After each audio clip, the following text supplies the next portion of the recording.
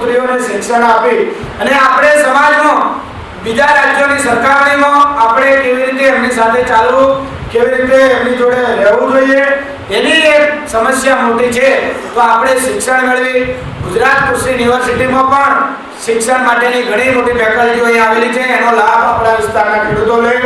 સાથે સાથે જે ખેડૂતોને અમે ટ્રેનિંગ આપીએ છીએ એ ખેડૂત ભાઈઓ આ વાત સમાજના અન્ય ખેડૂતો સુધી, ગામના ખેડૂતો સુધી પહોંચે અને જો અમલમાં તમે મૂકશો તો આ વાત અને તમારા જીવનમાં ઉપયોગી થશે. ગુજરાત કૃષિ યુનિવર્સિટીના અમારી વિસ્તરણનિકો, અન્ય વૈજ્ઞાનિકોને બધા ઘણા સમયથી ઘણી મહેનત કરી રહ્યા છે. એનો લાભ તમારા સુધી પહોંચે.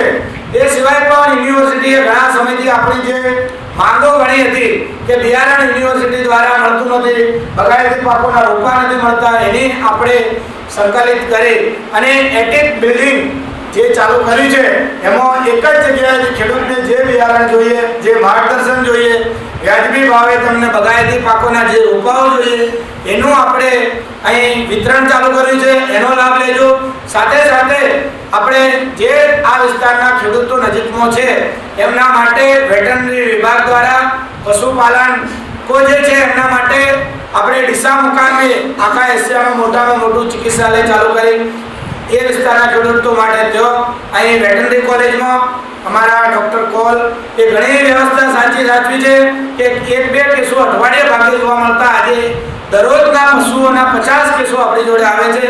જે પશુપાલકોને પણ ખ્યાલ ન હોય એવા રોગો, ગંભીર રોગો જે છે, રાત દિવસ જેને કંઈ ખ્યાલ નથી એવા રોગો જે આવે છે એનું નિદાન અમારા વૈજ્ઞાનિકો કરે છે. મફત નિઃશુલ્ક સેવાઓ આપે છે. ઓપરેશનની જરૂર પડે તો કરે છે.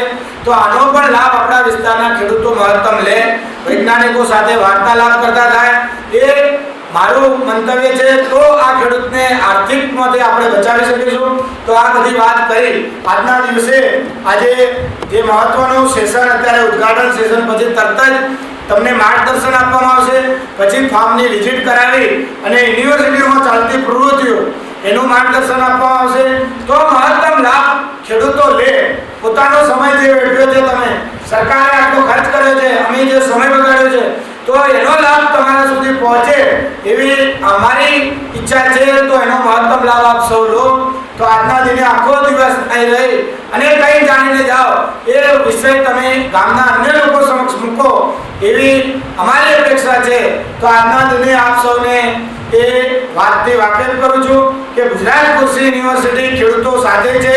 સરકારનો અભિગમ છે કે ખેડૂતોને મદદ કરો, આર્થિક પગભેર કરો, ખેડૂતોને જાગૃત કરો અને આપણે એ પરિસ્થિતિ નિર્માણ કરવા માંગીએ છીએ કે ખેડૂત સવારે ઉઠીને યુનિવર્સિટીમાં કે અમારા સેન્ટરો ઉપર આવતો થાય, અમારા વૈજ્ઞાનિકને પૂછે કે સાહેબ આનું શું સંશોધન આજે છે, આજે અમારે આ રોગ આવ્યો છે, એનો શું ઉપચાર કરવો, એ પરિસ્થિતિનું હું નિર્માણ કરું છું.